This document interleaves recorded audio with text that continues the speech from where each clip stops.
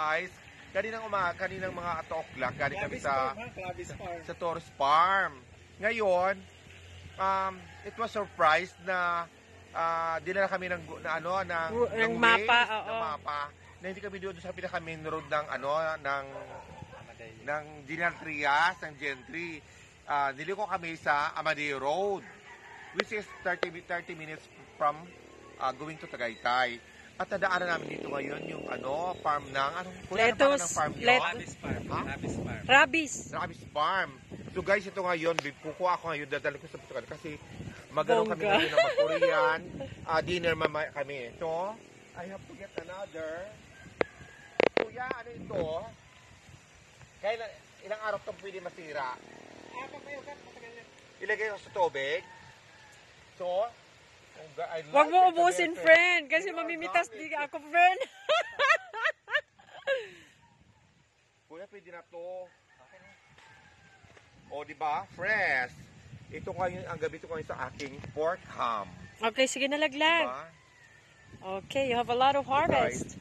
Guys ha, mamaya upload nyo sa aking YouTube channel.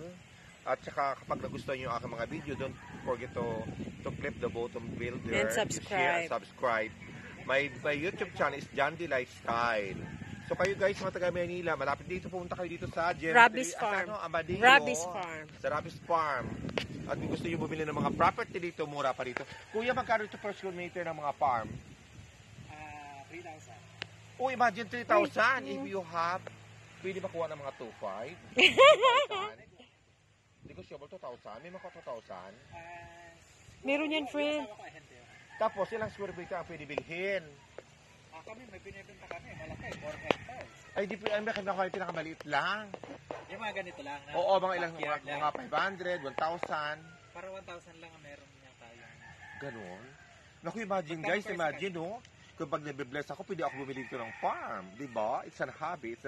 It's very enjoyable to and healthy. Diba? Okay, guys. Okay, until next time. Guys, babalik kami uli dito. Ang ganda talaga pala ng okay, sige na. No? Until next time. Actually, wala kaming plano talaga na pumunta dito sa Gentry. Okay ba, guys? Thank you very much and God bless.